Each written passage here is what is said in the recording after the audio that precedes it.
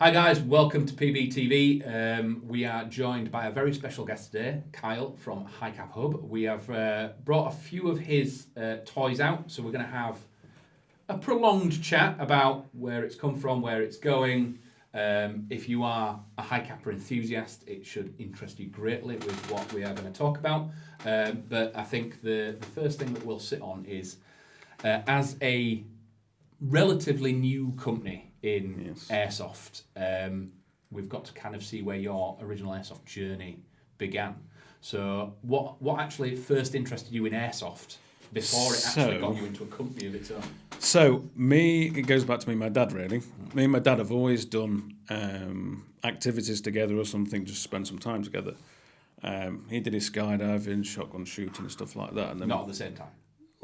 No, he didn't. He did skydiving for a long time, and I used to go and watch him do that and picked up loads of bits. Never done it myself. And then he did shot clay pigeon shooting and all that sort of stuff. But my brother was really good at that, and he went on to do other stuff. And then we'd been to play airsoft paintball once, and we've seen these people running around look like real guns. It was like, oh, what the hell's that?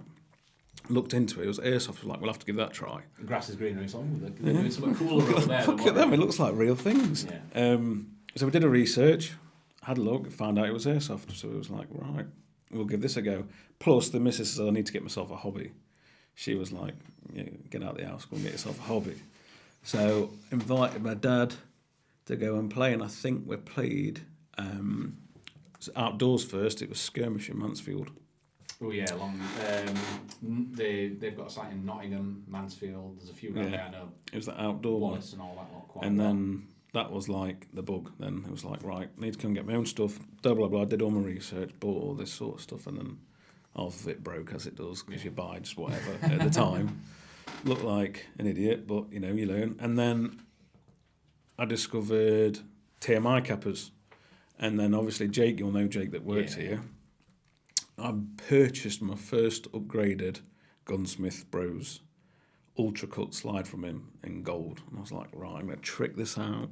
But then one thing I noticed straight away was there was only one shop in the whole UK you could buy stuff from. That was Mike Cripps. It was Elite Shooting Centre. So a lot of stuff you had to order from abroad, and it was like waiting times, then there was import costs and stuff like that. But people did. It was that whole thing. I mean, I remember it years and years ago with people doing their IPSC, obviously, when the ban came in for the real steel stuff, a lot of people shifted onto this, and I think that is the sort of first seed of where the Hi-Capa hype came from. Yeah. People doing that, the double alpha stuff, like you're saying, Jake, people building ridiculously fast, snappy, half cycle things. Yeah. But it's all come from that real steel sort of environment. So that's what Mike was more into it, because he did all his real steel stuff and went on to IPSC shooting with Jake. Yeah. So when it comes to sort of going from a hobby into almost a profession, what was that first sort of inkling that it wanted to be to do with Hi-Capas, or was it a case of you wanted to basically have an airsoft business, or were you seeing a missing part that you wanted? It was a combination of lots of things really. So I was sick of ordering from abroad and then waiting for it, or then getting hit with customs charge because if it went through parcel force it takes longer. Blah blah blah. Some parts you couldn't get it over here, and I've always been one ever since I was young to fiddle with stuff and break stuff down and then change bits and stuff like that. And the more I read into Hi-Capas and watched YouTube videos, because that's literally how I've learnt most of my stuff, it was just like, you can customise everything. Yeah. Like, you'd change every bit of this. I was like, this is a bit of me. So that's when it all started. And I was like, at the time, I had a job where I was working for a car dealership, but I was working in the head office. And then I had another job working for Tesco. Recently met who is my wife now, moved in, and it was like a good 40-minute journey every Sunday just for one shift. And I was like, I can't be doing this much more. I've always wanted to run a business from when I was younger, but not had a single clue as to where to even start. Not necessarily how to start a business, just what you wanted to do. What I wanted to do, not really. I didn't really know how to start a business. Yeah. I didn't know what I needed to do. So it was just, again, more research, more looking into things. And then whatever little savings I had in my bank, and I had a discussion with my girlfriend at the time, who was now my wife, I keep saying, give her a mention. She'll watch it back later. And she'll watch it. She'll be like, he's only mentioned that I'm the wife 4 times. I wanted 5. She'll be like, stop mentioning me so much, Jesus. So yeah, spent little savings, spent time making a web. This is my new website now, but the older website, spent months making that, because again, I learned that from scratch, didn't know how to do that.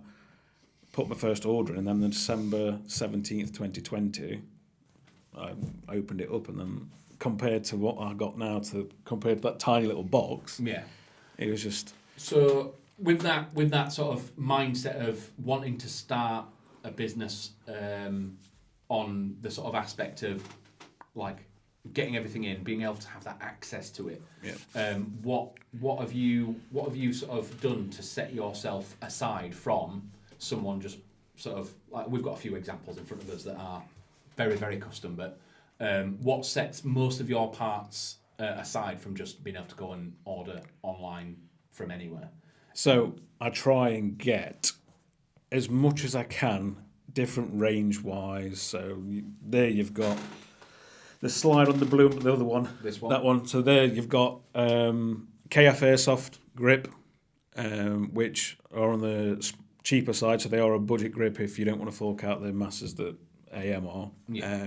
Nova slide on top, and then the rest of it, all the little grey bits, are from Hi-Capa. So I try to get lots of different parts from lots of different companies to give people wider variety, more choice, because like I said, when I started, there wasn't that much. There was Airsoft Masterpiece and a few little other bits. So the Capa market's really come on a lot, even in the short 3 years, and it's been COVID during them times. Which is it's trying to give people that option of there isn't just the Ferrari build. You can build something extremely good at a budget and build up on it.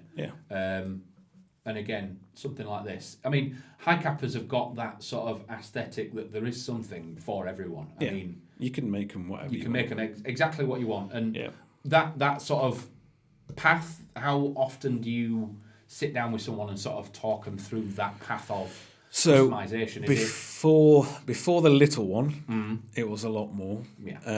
But since the little one's come, we had a really long discussion about it, because our kids are pretty much the same age. There's about a month between them, and I think I've had a much better journey than what yours was. So it sounds like you've had a lot more sleep than what I have. I've aged about 30 years in the space of 6 months. But I can't remember what you were talking about now. So do you, when someone was wanting to build something from scratch, like, what's your first bit of advice? Of someone comes and they say, I want a custom Hi-Capa, I want it to do X, Y, and Z. Do you look at budget first? Do you look at end result first? Do you look at budget, a base model first, or anything like that? So I always go first off. I know it's probably the last thing that people want to talk about when they think about it is budget, because then I can sort of gauge how far you want to go and what sort of parts. So with Hi-Capas, there's within your internals, there's the cheaper options, which perfectly fine, but they might not last as long as what, say, stainless steel internal parts might last. So most of my pistols are run PDI inner barrels, because PDI inner barrels are just known for being one of the best, and they do shoot the best, and you get a nice FPS boost from them, and a really good polish. But there is other options. So if you say, come to me, you've got a budget of £600, I'll try and work out what parts I can get into that build for that cost, which will give you the most performance gains. Necessarily that might not be a slide or trigger or stuff like that, because some of it's mostly aesthetics. But budget plays a big part. But if you're going on a tight budget, I would always say start with like a TM Hi-Capa, because they've got the most wide variety of parts that are compatible. You always see it with TM items when they come out, and again, it's that market out there. You look at the MWS, you look at the AKM now, you look at the Hi-Capa, you look at third party parts for them. They're just absolutely everywhere. So you look at the Gold Match, you look at the standard 5.1, anything like that. And as much as there's not much of one left afterwards, it gives you something that you've got a long-term project for. This is the thing. Most of my customers and the ones that I keep in contact with, they'll do it monthly. So they'll buy a TMI cap and they'll buy one product, and then next month they'll buy something else to add to it, and then they'll ask me, oh, if I buy that, should I buy that as well? And I'm like, you can do. You don't. It's not necessary, but I'd always change, for instance, a recoil spring and a nozzle spring together, because if you get a stronger recoil spring... That was my next thing. Do you find, because of the sort of power that a standard TM works at, when you start tricking it up, do you feel like you're pushing the weakest link further down the chain? So there is always certain things that you have to change at the same time. You can't just go, change that and then absolutely, that and then that. So most people that want to buy a slider, I'll always recommend a BBU, because you're changing something that's going to be heavier, but you want to make it light at the same time. So a stock TM slides are plastic, so they're really light, but they've got a really, really heavy cast metal BBU at the back. So if you're going to add some extra weight on it, make it lighter. Yeah. So I'll change that, and then change your recoil spring. But if you're going to change your recoil spring, change your nozzle spring, because your recoil and your nozzle will be out of sync then, so it might not feed. Right. So there's loads of trick things, but again, this is all done from playing about with it and learning. I always say treat them like a project. Yeah. Fiddle them down. Don't be afraid to break them, because there's not a very good chance you can break them, and whatever you do, it can always be fixed. And it is a tool that you're going to use. So things I think a lot of people, as much as I know how much some of these are, but they are something that's going to get used. They're going to get abused a lot of the time, the way that some people play the sport. And it is a toy at the end of the day. So you've got to expect some parts to break. So it's that working that weakest link further down and making sure that you change the right things at the right time. When it comes to like customizing these things, is there sort of a sort of common request? Is it I want 350, I want accuracy, I want speed, I want snappiness? It's mostly accuracy, range, and then snappiness. Yeah. So speed is really easily done. Short strokes and recoil spring. Yeah. Fairly cheap, to be fair. You can spend 20 quid and get that done. Performance wise, it's a bit more expensive, but you're looking at your hop unit like you would in any gun, in a barrel quality, hot rubber. That's what you're really looking for. Because normally what I do is, a lot of people come in and they say, I want this, and this, and it's like, have you used it yet? Because normally people try and upgrade something before they use it. It's like, if you upgrade it now, you're not going to have seen the difference, so you don't know what you've changed, and then you're chasing that unseen sort of outcome. So normally you say, go out and play with it for a bit and then see what you want. You might just want a bit more power. Do you want to bring your grouping in? Do you want a bit more range? Do you want to half cycle it and then lose your lock back and just you want that absolute ridiculous power-wise? TM stuff obviously is always on the lower spectrum, isn't it? So stock TM Hi-Caps, I think you get them stock for about 280 FPS usually. On the high end, it's 260 to 280 on a standard sort of gold match or something like that. But you can get them up there, to be fair, once you've done bits, 330 usually, stuff like that. But especially if you're using HPA, you got more. Yeah. Turn your reg dial up or whatnot. Just keep that power in. And again, it's when it comes to sort of power and creep and things like that. Have you got a sort of, and again, this is more an experience thing. That weight that seems to be like BB weight that seems to sort of function best with. So I do always ask. You know, when say if I'm doing a build for a customer or they're trying to sort it out, I do ask whether they're going to be playing more outdoor or indoor, because CQB 2.5-2.8 should be fine with. But that depends on what hop rubber or hop unit you put into it then. So I can advise on that. If you're using it outdoors, 3.2s, I'll fling 3.2s, no problems. And the range on them, once you've got them set up right, you can range the same as an AEG. I went and played at Jail. Yes. And I was Hi-Capa and HPA adapter, as I do, and just flinging plastic next to Skynet with his AEG, and I was like out shooting him. I was like, what the hell's that? I was like, it's just a Hi-Capa. It's like, I can't go shoot that far. It's like, you can get them so they can shoot really well. Yeah. Even on such a short barrel and just it's that. That's the thing. And again, it's that thing that you see with TM. It's when something's made right, it'll work. So when it comes to sort of your own business and Hi-Capa Hub, is there any sort of collaborations, brands, or special editions or something that you've put together? So currently collabs we've done is with Next Speed, so they've made this almost TDC hop unit, which came out probably 3 months ago, I would say. They're in a cabinet upstairs, actually. We've collabed with them, so we've got our logo put on them, and we do special editions of special runs. So we've got a delivery coming, which should be next week, to be fair, the new Hi-Capa Hub Next Speed editions. They're the only collaborations we've done so far. Next year, which most people won't know, but I'll obviously tell them now on the air, we will be going over to Taiwan and meeting with Dr. Black. That's all I'm going to say. So there might be a lot of people will be screaming at the monitors right now going, fancy things coming I know what it is. with them next year. And we've also had a conversation with LA Kappa before. Timing's never been right, but we might do something with them next year. Next year's going to be a lot of putting stuff into the market that's more yours. So like that blue and black one there. Obviously, they're both blue and black. That's the one that's anodised with all the one to your left. That one. That didn't come like that. That was obviously custom anodised. So we've got some of them slides ready, grips all like that, and I only did 6 of them, so that's one of them. There's another 5 to go. So it might be something we could make a limited edition thing, put him upstairs or whatnot. But yeah, it'll be working on more custom stuff next year. I think getting something that's like got more of your own signature on it than like stocking things.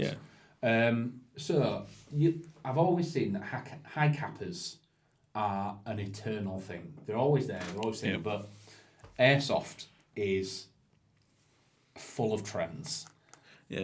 Like when it comes to custom cappers, like I'm an alien to it. I've seen a lot. I've had mates that have had Crips ones. Obviously, I speak to Jake quite a lot, and I see him get stuff. And to me, it's a lot of it looks very similar to it did like 5 years ago. You get the similar slides, but does the Hi-Capa sort of custom scene have the same sort of trends or ins and outs as the airsoft does? Yeah. So it's like there'll be certain things made by Airsoft Masterpiece that will be like, they'll sell out really quick. They know that, like Limcat stuff. You've probably seen some of that stuff. If it's got Limcat written on it, people will jump on it usually. They're like, I want one of them. Because they usually do really good designs, funky looking. And to be honest with you, some of the airsoft stuff, especially with Kappa, holds the money really well. So do you know if you did want to sell it for years down the line, it's probably increased in value, to be fair, slides. Is that a combination of the limitation or just the fact that it's quite a niche market and things get eaten up quite I think it's a bit of both, really. I don't know if a lot of people know, I don't know if all my customers know or people that do it.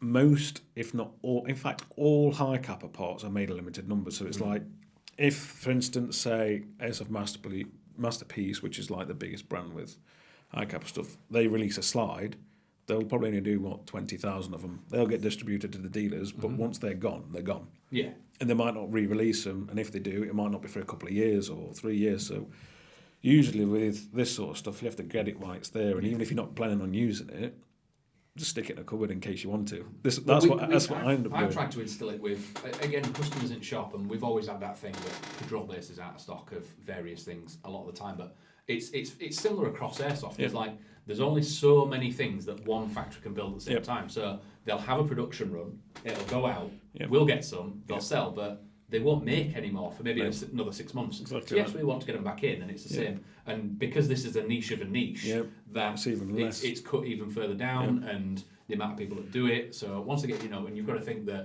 that niche of a niche is covering the entire globe, and there are like the UK is probably a very, very small market when it comes to custom cappers. When you look at the Far East, America, IPSC shooters and stuff like that, they will gobble up some of this custom work really, especially really quick. The States.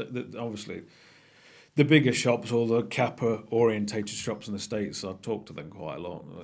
Sutton LA Kappa, and there's Ben at Blowback Masters, I talk to them too. And they order tons, but they're dealing, like US is probably 10, 20 times bigger than what the UK is. So it's people in the shop, I say it all the time, it's like we are the equivalent of a single state in the US, and they've got 52 of them. Yep. So when someone wants to shift something, they'll send it over there, and we'll be left with 2 or 3 units. And whatever you can get, scratching it, anything. So yes, we really, really want to get a lot of stuff in, but there's a much bigger country that has more people in it. I try and order as often and as much as I can to get it in stock, but it's not always available. So if you're after certain bits and they come back in stock, just get them just in case you need them. Yeah. While you can. If you miss out now, you might miss out for 6 months. Yeah, if not a year. And some masterpieces, they're just not going to make it again. No, they don't. I see Jake all the time. It's like, I have to buy it now because if I don't get it now, I'm never going to get it. Or it might be 2 years, might be 3 years. Yeah. You see that pistol that I run about with a mate who just runs a Mike Crits on his hip. Yep. It's like the slide that's on there has probably been out of stock for 5 years and someone had snapped it off him, but he just runs around the skirmish field with it. I've got as Jake will know it, an airsoft masterpiece Dragon. I'm pretty sure they were made in 2014, never been made just nearly 10 years ago. And then one day they'll crop up and everyone will want one again, and it'll never sell. Yeah. We've seen, like, especially like PB, you look at things like Brexit and things like that airsoft has changed, and various different things have a lot of challenges to do it. So we spoke before we went live on the cameras about sort of starting up your business, but as starting yours, like challenges, not necessarily airsoft, but just. Has it been a bit of a rocky road, or have you thoroughly enjoyed the learning experience? Is that more the correct question? It's a mixed bag. So sometimes it's been the most amazing thing I've ever done in my life, and it's been like, I mean, that sounds really sad, but it is. It's like every day was like an achievement, so I learned something new every day, and then sometimes it's just like, why? Is it? I've been burned. I've purchased something from a company which I won't say, and then miraculously only a tenth of it turns up, and they're like, no, we shipped it all, and then you don't get your money back, so you've lost money and stuff like that, and or something. It didn't make it even easier that COVID happened. Yeah. So it was like I started in 2020, and I think as soon as COVID happened, I've absolutely lost my mind. So I think that didn't start then. Shut everything down. Was it March time? March 2020, and it feels like 2 days ago, but it's been 3 years. Yeah, it's like that whole time's an absolute blur. Yeah. So it was like, obviously everything was limited in terms of shipping them because you could only use certain carriers, and then it was just always stuff like that, and then learning how to do websites, like it's all self-done, logo, learn how to use Illustrator and stuff like that. So I'm always trying to learn how to do new things to make it better for other people, not just myself, because I'm a bit of a people pleaser, to be fair. I prefer other people to be happier than what I do first, but it's been easy. The whole thing's been really good. Yeah. Like I've been able to leave my job and do this full time, which is like a dream. But it's not been dead good and easy and flat. There's always ups and downs, peaks and troughs. You're almost at the level where you can introduce yourself as an international arms dealer, and that's almost. So we've obviously spoken about like the route of customizing and stuff like that. For someone that's like never touched building something from scratch, would you recommend it, or would you say stick to something stock, because this is a pit that is it's not necessarily its budget, but like I see it with various other things that it can be a rabbit hole that can be very dangerous to sort of take a wrong path in. Yes. I would, if I was talking to somebody new that wants a new Hi-Capa and they don't know where they're doing, I'd say get a stock TM. Mm-hmm. I mean, you could even get a WE or anything other brands, but it's just most parts won't fit WE, mostly TM. Get a TM, play with it, wait for something to break. So most likely... It's like you sat behind me in the shop. Yeah. If it's not broke, don't fix it. Yeah. I mean, if you want it to look nice, obviously do it, but if you... really new to it, wait for it to break, because your slide will be probably one of the first things that will break anyway. And then strip it down and just see how things work. That's how I did it. It was just watch YouTube videos. YouTube videos are so incredibly helpful at the minute. Even they've been for years. Strip it down and just learn how things work, and then you can figure it out, and then when you do go to upgrade things, you're just like, oh yeah, that's how that goes together. That's how that goes together. They're not that difficult, but it's hard for me to say that because I work on them pretty much every day. Yeah. So it's become like second nature. Or if there's an issue, I kind of know what's causing the issue. But for somebody that's new starting, oh, my gun's full auto, and what do you do then? Yeah. It's just literally a spring in the back of the grip usually. But I'm always. This is one thing that I always do like to push. If I speak to people, is just I'm always a message away. Like sometimes I won't be able to reply straight away. Like today, I'll go back and I've got a few messages and I can't reply, but I'll reply, which my wife will shoot before I mention her again. Bloody hell. I reply stupid hours, so like I never really switch off, which is a really bad trait, I know. But I'm always a message away. WhatsApp, Facebook, Instagram, anything like that, or even on the website. It's like what I say in the shop all the time. It's like if I remember probably 15 years ago at a game, like sat there and there were two people that had been playing for years talking about gearboxes and stuff like that. And I'm like, I have no idea what they're talking about, but it's that thing. And then 15 years later, and I'm that person talking to someone else. So you've got to remember that everyone started somewhere. Just because you don't know, if you want to ask, it's like with those Instagram, drop us a message. Yep. We'd rather someone ask what is a not necessarily a dumb question, because if you don't know the answer, it's not a dumb question. No questions are dumb, I don't think. I've got a WhatsApp group as well, so you can go in there. Everyone's friendly in there. The biggest thing is videos. I have to say, watch videos. There's loads. I forgot his name now. There's a guy that I always used to watch. He doesn't do videos anymore, but his old videos are brilliant. Just keep going over it and just learning everything. Yeah. So we've had a look at the Hi-Capas. There is also this. I'm going to refer it to as the Marmite. Very Marmite. Because it's very.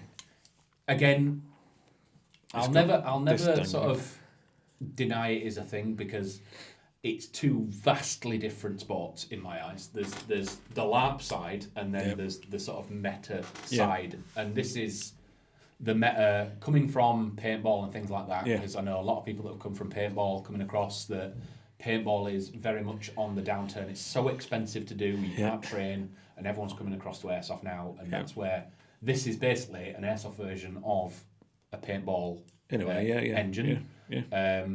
But you're throwing these out there and doing... Yeah, so this is an article one, if you don't know. Made by Heretic Labs, which is Wolverine. So it uses everything that a Wolverine MTW would, which has grown in popularity massively, even in the past 2-3 years. Just slight changes. Slight. You've got all skeletonized uppers, skeletonized lower, carbon fibre outer barrel with threads, obviously.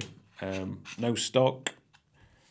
This dangly line coming out the bottom. Obviously, it's HPA, and you got your HPA engine in there. But if you play mostly CQB and maybe use a Capa, maybe use shotgun or anything like that, if you want something HPA that just works out the box, I've personally got one. Picked up out the box, put a battery in the bottom, hook it up to your line, and it shoots brilliant, like mega. And it's programmable trigger. You can tune it if you want, and bolt stop as well, so it's a HPA system that can run the MTW mags and has bolt stop. MTW mags with bolt stop. If you use a normal PTS, it still works with normal PTS mags, but you just lose the bolt stop function. All the mags work. But you can change the trigger, so if you did want to take it outdoors, you could change it to semi, full auto, or binary even. But really, for only 150 mil in a barrel. Yeah. Because even for like a Speedsoft style system, that is small. Oh yeah. Like normally you'd expect a barrel probably twice that on sort of the sort of doing the lines or the lanes or anything like that. Oh, but again, even on, I think the biggest barrel that you usually use on lanes, even like there's no for like Speedsoft comps or anything, it was 185mm. So they're still never massive, but they haven't really got far to shoot. But they'll always set the hop so it dips at the last minute. Yeah. So it'll go over any barricades. But it's that whole thing of as much as some people will moan about certain styles of play, it is a style of play, and the way that paintball and things are going, it is only going to grow. Is that side of the sport? Oh yeah. It's that whole thing of you've got to think that there is a LARP side of the sport and there is a meta side of the sport, and this is leaning towards the meta side of the sport. I haven't got a preference for like this sort of gameplay or Yeah. playing it, because I play both. I'll go outside and play in the woods, and I'll go and play CQB. I don't really do mil sims. I don't really do Speedsoft. I'm just a As long as you pull in the trigger. regular player. Regular, not regular anymore. I'll just go and play. That's me. As long as I'm shooting somebody or getting shot back, that's fine. I don't care if you're a mil sim or a Speedsoft. I just think I don't get the difference. You're in the same room to play the same sports. You're playing the same thing. You're flinging plastic BBs at each other. I always describe it as a very complex version of TIG. It literally is. Yeah. It literally. I'll pinged you from 150 foot away. TIG. You're it. You're it. I think you sort of tipped your hat to a couple of things that come in, but is there any future projects or plans that you can let people know about, or let people know is coming? Yeah, so obviously there's the Dr. Black thing. We haven't finalised anything yet, but I'll go over there and have a word with them. We've had discussions about it. LA Capa Customs, we discussed about doing a LA like LA Capa does with the Speed QB over in the States. They do like a limited slide. We're about doing a Hi-Capa Hub edition with LA Capa collab sort of thing. And then I have got my own springs, so nozzle and recoil springs being made, which probably be early next year now. So that's the only. The thing is, I thought about lumping money into doing my own stuff, but the market at the minute has been so like saturated. I need to think. I want to come up with something that's going to be different from all the rest, because if not, it's just the same as everybody else's. Saying that with springs, but it's different. It's different weight. There's a different strength. So we'll see. But there's just that at the minute. Springs, until I figure out properly what I want to do, and stuff like that. But it might. I've got a laser turned up today, so I might want to do some custom work on the thing. Is for teams, and if you want your team numbers and stuff like that. Or various different sort of. It's more on that customization side of things rather than. Because unique product can be a pitfall in their own sort of design, and they take a long time, and if you then promise them and they don't turn up, you feel bad, and you just want that, because you've built a sort of community and something like that, you want to live up to the promises and things like that. But yeah, it's a sort of, I keep looking at these things and just going, they're an absolute pitfall of things that you can sort of build on, and like every time I see a custom Hi-Capa, it is like I've never seen it before. Yeah, because they're so individual. Yeah. You can literally change this, that, the other, change the colour of that. I mean, some of them don't look amazingly well. But that's one person's opinion. Yeah. Even the bloke or woman that's got it might think this is the best thing since sliced bread, and that's what I like about them. Some people might look at them now and think, what on earth is that monstrosity? But I like it. But again, it's that comparison. If you want something that is unique and yours, it is absolutely achievable.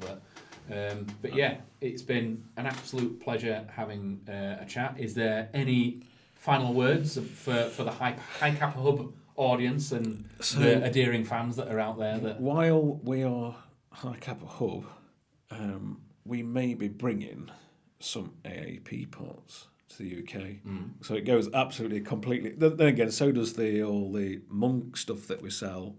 Obviously, we've sorted out a collaboration with Monk, and we've brought Monk stuff to the country, so it's easy for people to order.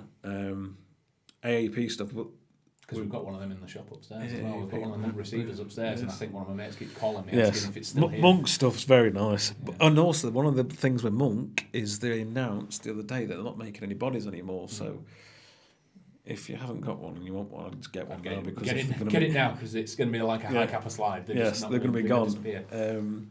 But AAP parts, AAPs, I will be honest, I never liked them when they first got announced. I thought they just looked like an old Ruger, which like were based off, and they were just like, wow, they're not really good looking at all. I don't know. So I played with Jake's. If he's not showing you his monstrosity that was over there. Oh, has he got an AAP? Well, it's not an AAP anymore. It fires that fast that it vibrates its own optic. Giselle rail, stock, everything. I think the only thing that's the same is probably the low receiver and the internals, he hasn't told me about that. He's kept that one quiet. I borrowed it once and it fired that fast, it vibrated its own optics off. Oh, no. So, I don't know if he's still got that, but you'd love that. Oh, he's kept that quiet. I'll have to go and see him after this and be like, where's this? But yeah, AAP stuff. There's a company called CTM over in Taiwan, and they brought some really nice looking parts, and again, it's customizable. The whole thing for me is to bring the widest range of products for people to say, okay, I want to be individual, I want to do this, that and the other. So now that AAP parts have now gone the same route as what Hi-Capa have, you can customise them, because before that it was just Action Army, and they was all like black, or there was TTI, like the Black Mamba kits, there was all black and there was no real difference. There's no flair to it. Yeah.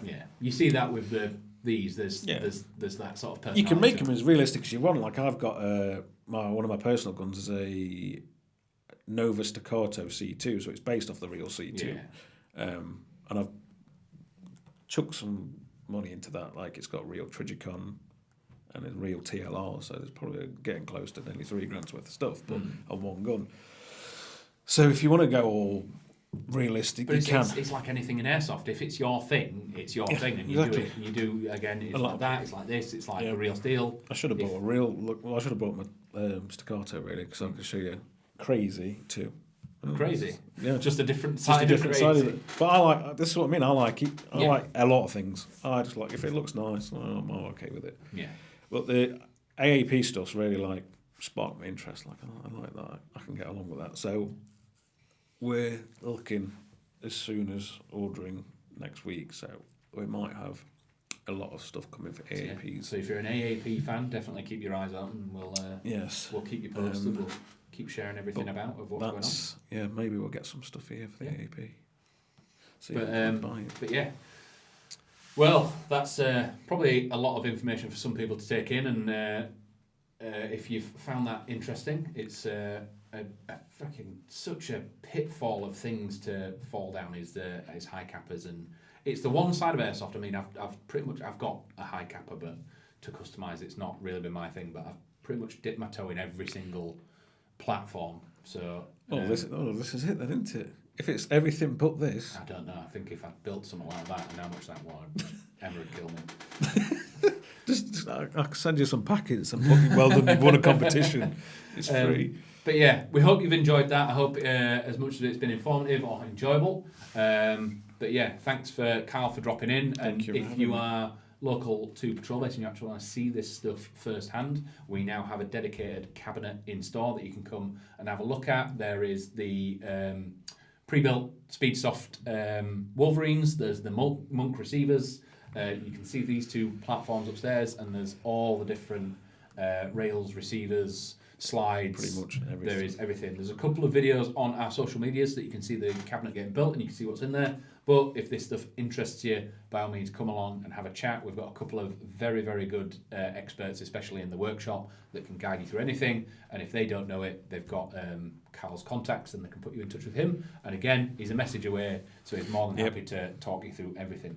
But if that's everything for today, thanks, Carl, for coming in. Thank you so much for having me. To you, and bringing some of the toys in and sorting out the cabinet upstairs. Obviously, he's got the websites if you want to have a look at all the other Hi-Capa Hub parts. They are on there. But if that is everything, thank you very much for joining us, and we'll see you again later. Thanks a lot. Bye.